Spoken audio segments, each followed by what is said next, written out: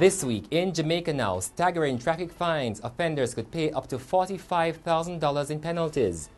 Andrew Holness and Portia Miller square off in Parliament over Jamaica's energy project. The former Contractor General Greg Christie weighs in. Former ATL executives now preparing to sue hotelier Gordon Butch Stewart. We'll tell you why. And Chris Blackwell wins copyright lawsuit over Bob Marley songs. The details of these and other stories coming up after the break.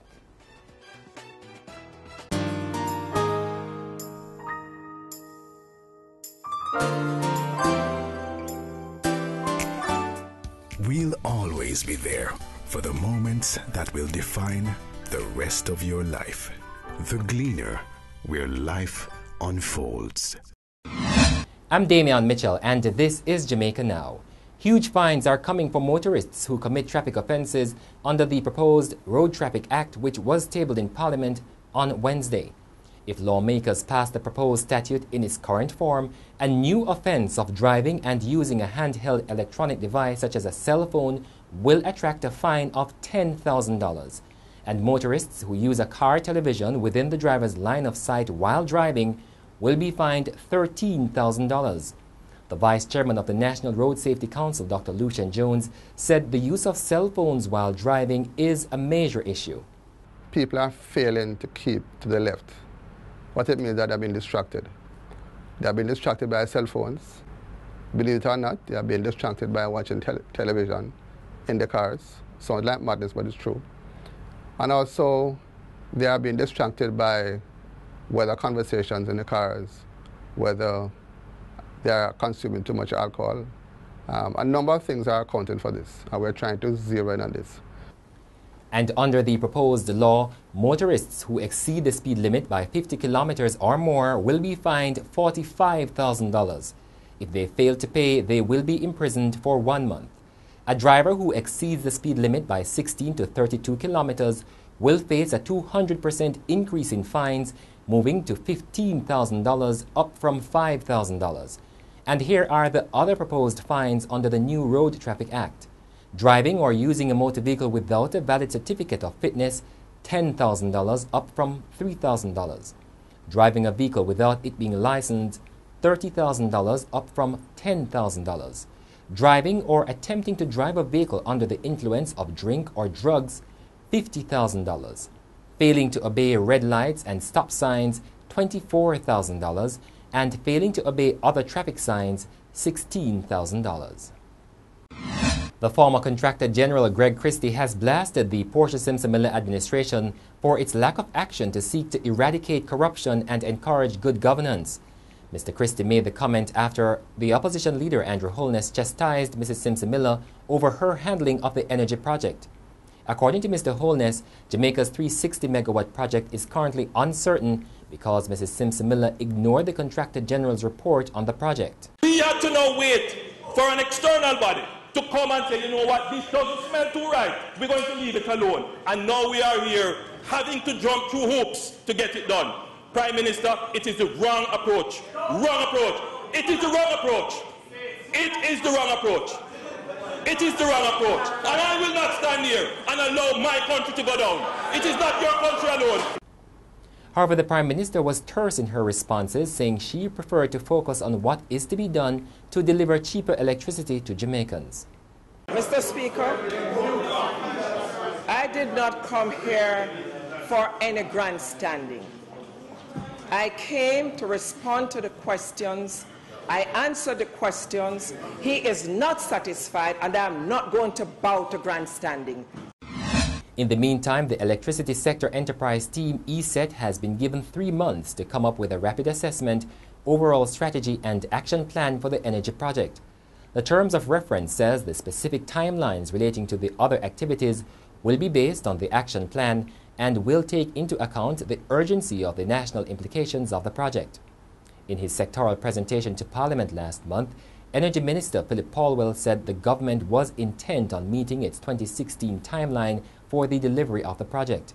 The government says the enterprise team will remain in place until the completion of all facilities related to the establishment of the baseload generating plants and related facilities. The 3 former executives of Appliance Traders Limited, ATL, who have been freed of fraud charges, are now preparing to file a civil suit against Chairman Gordon Butch Stewart. Patrick Lynch, former chairman of the ATL pension scheme, Catherine Barber, the former general manager, and Dr. Jeffrey Pine, former managing director of Gore Stew Limited, had been on trial for more than a year in the billion-dollar pension fund fraud case. Mr. Stewart had alleged that they distributed more than $1 billion in pension funds and surpluses without permission, even forging letters to hide their wrongdoing. But last week, senior resident magistrate Lorna Shelley Williams upheld a no-case submission, saying prosecutors had not made out a case that a reasonable jury could find the accused guilty. And following the ruling, defense attorney K.D. Knight said the magistrate's decision meant that good has triumphed over evil. You remember at my cross-examination, I said that I was going to show that this case was based on fear, power, greed, and evil. Remember that? Well, good has triumphed over evil. This is that case of evil where good has triumphed. It is a case of evil where good has triumphed. Teachers at the St. Thomas Technical High School want the Education Ministry to take immediate steps to establish disciplinary measures at the institution. They are demanding that the school gets a dean of discipline and establish clear penalties for offenses committed by students. Last week, teachers staged a sit-in to protest a student-led attack on a male teacher. 2 male students linked to the alleged attack have been sent home indefinitely as the Education Ministry probes the matter.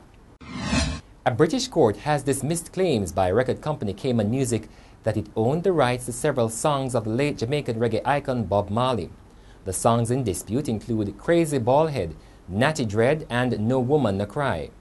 Cayman Music took Chris Blackwell's Blue Mountain Music to court, claiming that it owned the rights to the songs based on the construction of a contract made in 1992, 11 years after Marley's death.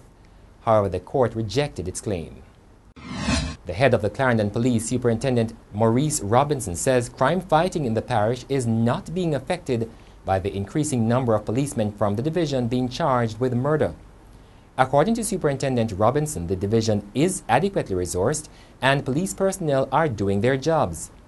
The Independent Commission of Investigations, INDICOM, has so far arrested and charged 11 Clarendon cops on allegations that they were involved in extrajudicial killings. Residents of several communities in Clarendon have demonstrated against the murder charges brought against the cops. They claim that crime has been on the rise since the arrests and have demanded that INDICOM drop the charges. And that's it for this edition of Jamaica Now, your weekly review of the big news stories. Send us your comments at onlinefeedback@gleanerjm.com. You may tune into Power 106 FM for regular updates. Follow us on Twitter at Jamaica Gleaner and on Facebook at Gleaner Jamaica. I'm Damian Mitchell, and as we go, more from the Vice Chairman of the National Road Safety Council, Dr. Lucian Jones. Presently, the law constrains us in that even if somebody exceeds the 12 points, which would mandate the removal or suspension of their license, there is no single agency that has that power. It has to go to the court. And because of problems with the traffic ticketing system, the courts are reluctant to act in that fashion. When the new law comes into place, as far as I understand it, the Island Traffic Authority will have that mandate to automatically suspend people's license when you have exceeded your 12 demerit points. So that's one major thing that's going to happen. So a lot of those minibus drivers, the shutter drivers, those who are out and about, you must have heard about them. And it's amazing, you know, I'm hearing about out and about. I was on another television program where people actually pay the minibus drivers to go on the left and get around the traffic so they can get home quickly, which is just madness, but that's another story.